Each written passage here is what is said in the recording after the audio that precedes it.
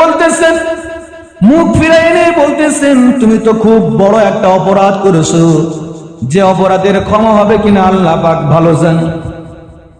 এই কথা বলার সঙ্গে সঙ্গে এই যুবক সাহাবী বুঝে ফেললেন যে আল্লাহর নবী হলো মুস্তাজাবুদ দাওয়া।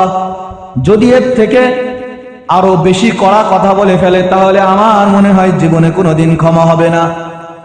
আল্লাহর নবীর দরবার থেকে দৌড়ায় দ্রুত চলে গেলেন পাহাড়ের টেলায়, গিয়ে বাড়িঘর ছেড়ে ওই পাহাড়ের টেলায় গিয়ে কাঁদতেছি, আল্লাহর কাছে দোয়া করতেছি, আল্লাহ আমি হলো মুজরিম, আমি পাপী, আমার এই গুনাহ ক্ষমা হবে কিনা।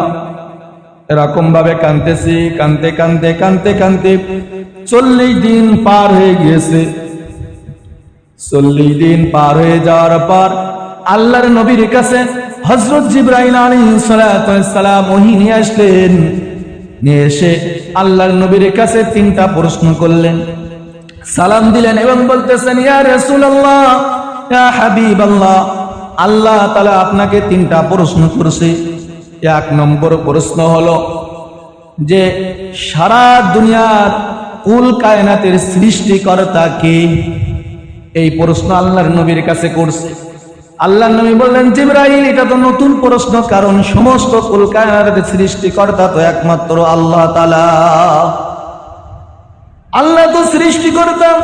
কয় দ্বিতীয় নম্বর প্রশ্ন হলো এই সমস্ত মাখলুকের রিজকির ব্যবস্থা কে করে?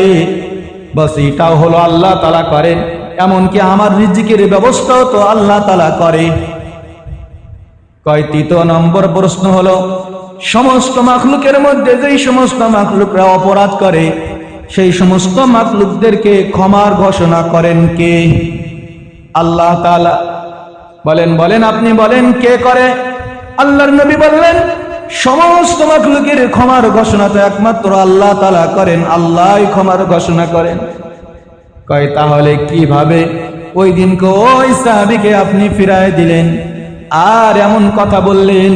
কারণ আল্লাহ তাআলা কোরআনের মধ্যে আয়াত নাজিল করে বলে দিয়েছেন, কুল ইয়া ইবাদিয়াল্লাযীনা আসরাফু আলা আনফুসিহিম লা তাকনাতু মির রাহমাতিল্লাহ ইন্নাল্লাহা ইয়াগফিরুয যুনুবা জামিআ ইন্নাহু হুয়াল গফুরুর রহিম। হে মুমিন ব্যক্তিরা, তোমরা হতাশ হও না, তোমরা চিন্তা করো না।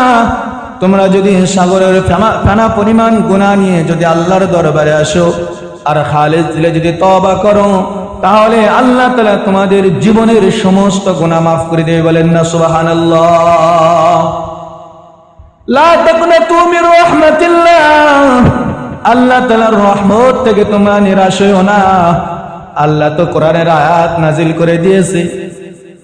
আল্লাহ তাআলা 41 দিনের মাথায় ওই ব্যক্তির তওবা কবুল করে নিয়ে আল্লাহ তাআলা আয়াত নাজিল করে দিয়েছে। বলেন না সুবহানাল্লাহ।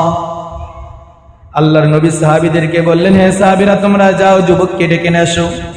যুবককে ডেকে নিয়ে আসলেন এবং বললেন, আল্লাহ তাআলা তোমার তওবাকে এতভাবে কবুল করেছেন, কারণ আল্লাহ তাআলা সূরা তাহরিমের মধ্যে বলেন, ইয়া আইয়ুহাল্লাযীনা আমানু তুবু ইলাল্লাহি তাওবাতান নাসুহা।